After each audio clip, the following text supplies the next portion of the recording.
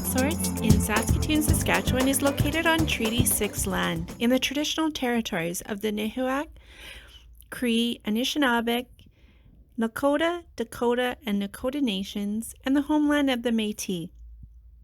As educators, we respect Indigenous ways of knowing and oral traditions. We dedicate ourselves to moving forward in the spirit of partnership, reconciliation, and collaboration. Okay, good morning. First, to get started, I was going to ask you if you would introduce yourself in your traditional language first, and then in English, and then tell me how are you employed at the Canadian Light Source. All right, dansa. Nia Nisikasun, Kisikausko, Ekwa Niautse, Moosomin First Nation. Hi there, my name is Janice Osecap, and I'm from Moosomin First Nation. I am employed through the Light Source through a program called MentorSTEP, where they partner students with, kind of the area that they're planning to pursue. That way they can kind of enjoy some mentorship during the experience. Awesome. And so maybe share a little bit about what is the faculty that you went to at the University of Saskatchewan, and how did it come to be that you are joined with now the Canadian Light Source Education Department? Okay, well, actually it kind of goes a little bit back to a program that I started when I first entered university, because going back to university is kind of like a bit of a challenge, especially if you're kind of aware that of all the, you become or make yourself aware of all the potential, I guess, struggles that you may have, and you kind of really assess yourself. So I kind of did that before I went in, and I found this program called the ISAP program. And the part that kind of got me was that they take your attendance. So if I'm being held accountable for my attendance, then I would be able to at least make sure that my presence is there daily. And that was something that a lot of people kind of struggle with going into university, is kind of, it's so easy to miss a class, 2, 3. Suddenly, you could probably just end up trying to survive off notes. So that would probably be like a worst case scenario. So rather than let myself be susceptible to that, I kind of thought it would be a good idea to be part of something that held me accountable. And then with that, actually, one of the benefits is that it kind of set the stage for me for the rest of my 4 years, attendance wise. I got used to making sure that I went to every single class, etc. And from after that, I transferred to the College of Education in the ITEP program at the University of Saskatchewan. And for my remaining 3 years, I attended and obtained my Bachelor of Education this past May, convocated, and from there, there was an opportunity that I was able to take part in with the MentorSTEP program. And it was through, kind of staying close to the university and being aware of these sorts of programs that had actually gotten me here. So if I had tried to be a little bit more independent and without that, I think I would not have noticed these opportunities or have applied to them.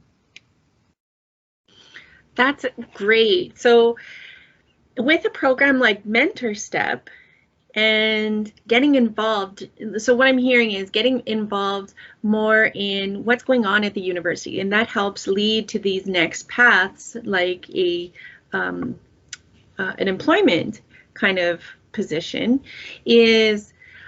What were some of the jobs that you did before that helped prepare you for coming into the Canadian Light Source? Just personal experience from life, those sort of jobs? Yeah. Well, I used to work on my First Nation as an income assistance administrator. And for that, I kind of work solely with adults, on that need assistance. It's like the social assistance program in cities, but it's on the First Nation, it's called income assistance. So kind of my exposure with that and you know, like you're dealing with employability and barriers, and you kind of become aware of all these issues. And then through that, I also obtained my career counseling, some certification in that. That way I could kind of assist or career map those sorts of skills, resource or resume build, I'm sorry, and you know, just those types of duties. And then from there, I think that was probably the most prominent, you know, exposure of all my history that kind of inspired me to want to take education or to pursue a career in education. That way I'd be able to help with some of these barriers, because a lot of these barriers were not intellectual based, they were more confident based, if that makes sense. That makes absolute sense to me. Yes, absolutely. So not only overcoming the barriers to employability, but also coming our personal barriers that we carry is important for that long career path, is what you're saying? It is. Yeah.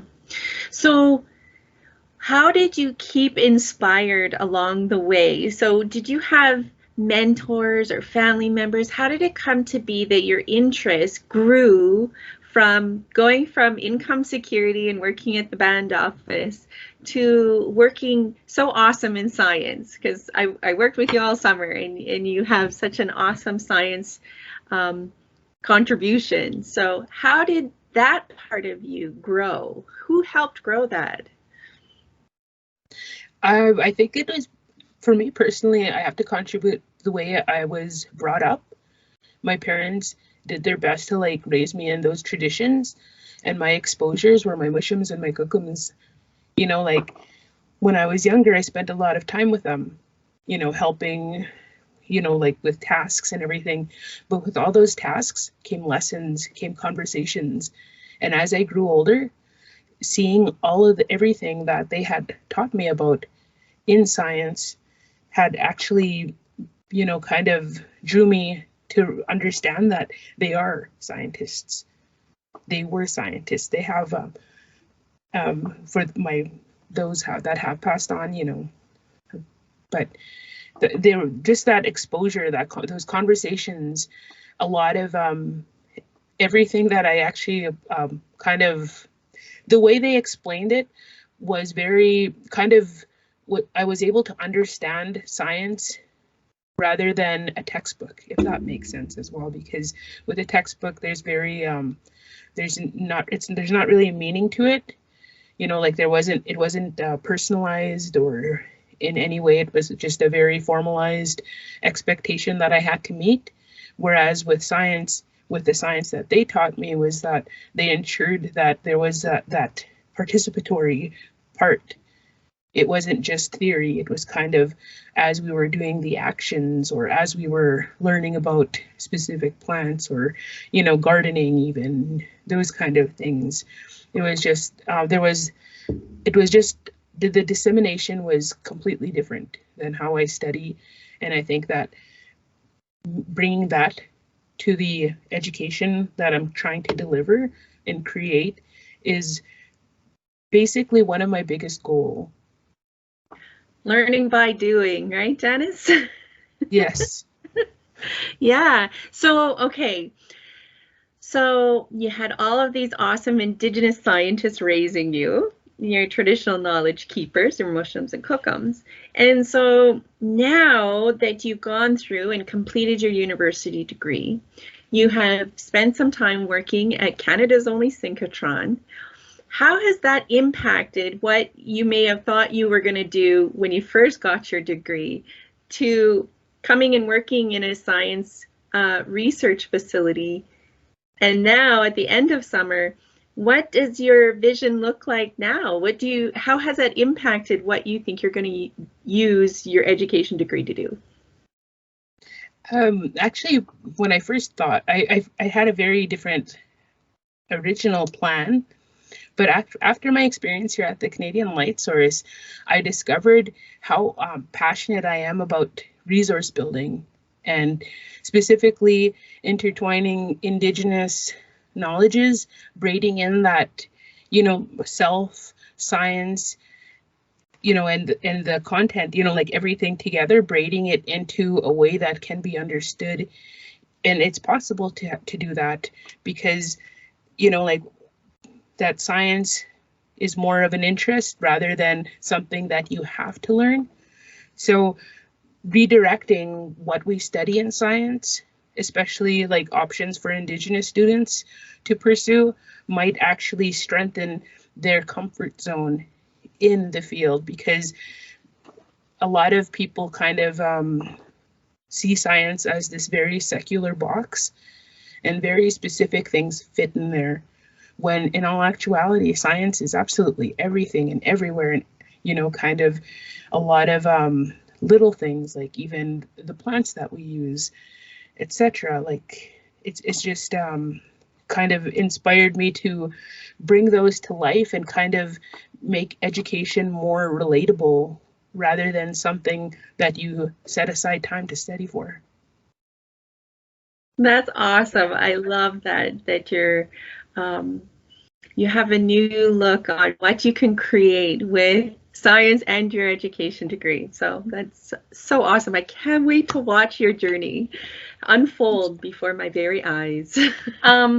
So what is something that you didn't know about the workforce that you wished you did?